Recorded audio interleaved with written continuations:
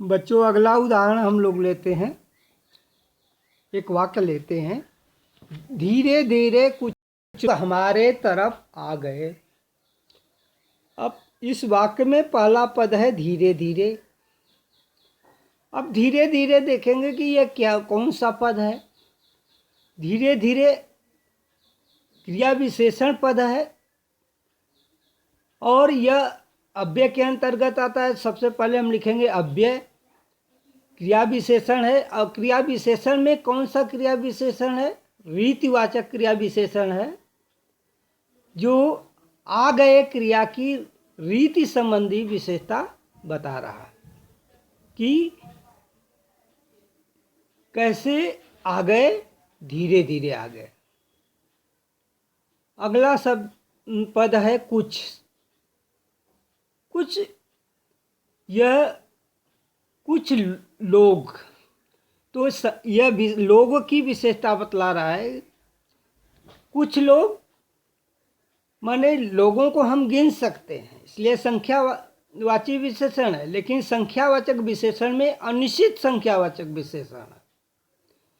हमें नहीं पता है कि कितने लोग हमारे तरफ आ गए, इसलिए अनिश्चित संख्यावाचक विशेषण है कुछ पद।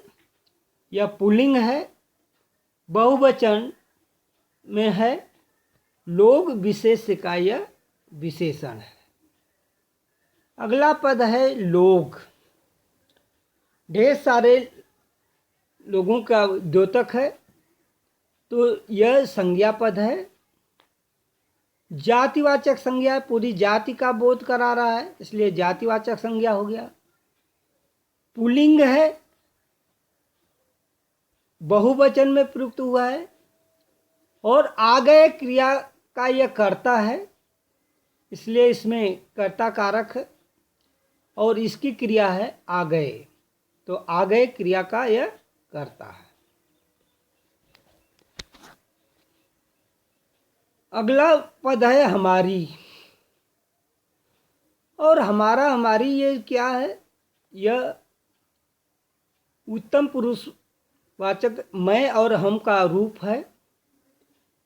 यह सबसे पहले सर्वनाम शब्द है। पुरुषवाचक, अब देखते हैं उसमें कौन सा है। पुरुषवाचक सर्वनाम है, उत्तम पुरुष है, बहुवचन है और स्त्रीलिंग है। तरफ पद का हम पद परिचय देते समय क्या लिखेंगे? तो कहाँ आ रहा है? यह पद क्रिया विशेषण है। क्रिया विशेषण के चार भेदों में स्थानवाचक क्रिया विशेषण है।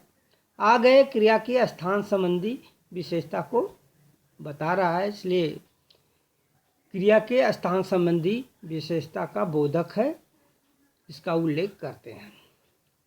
आ गए अकर्मक क्रिया है। यह संयुक्त क्रिया है, आना और जाने जो मूल रूप से है, तो अकर्मक क्रिया है। यह संयुक्त क्रिया है, भूतकाल में प्रयुक्त हुआ है। इसका वाच्य कर्तृवाच्य है, कर्तरी प्रयोग है। लोक इसका क्या है? इस क्रिया का कर्ता है। अगला जो उदाहरण है लेते हैं हम लोग।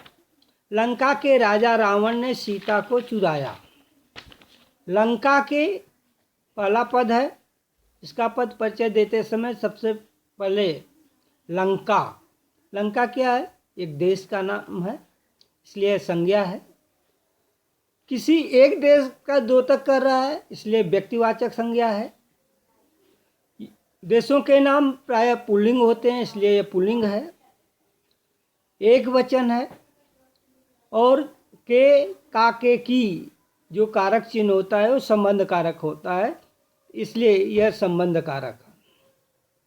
दूसरा पद है राजा। राजा शब्द, अब देखते हैं कि पार्ट्स ऑफ स्पीच में से यह कौन सा है। यह संज्ञा है। संज्ञा में के भेदों में से कौन सा है? पूरी राजा जाति का बोध करा ले तो जातिवाचक संज्ञा है। यह पुल्लिंग है और एक वचन है।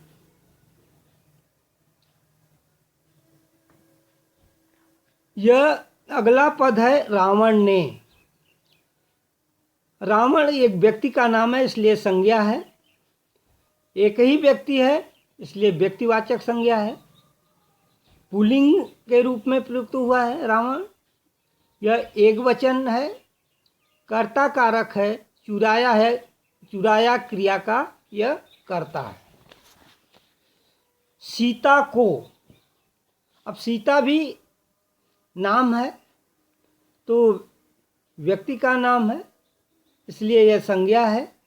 अब देखते हैं कि ये संज्ञा के किस भेद के अंतर्गत आता है। किसी एक व्यक्ति का नाम है, एक व्यक्तिवाचक संज्ञा है। सीता स्त्रीलिंग है इसलिए स्त्रीलिंग लिख देंगे। एक वचन में प्रयुक्त सीता एक ही है इसलिए एक वचन है।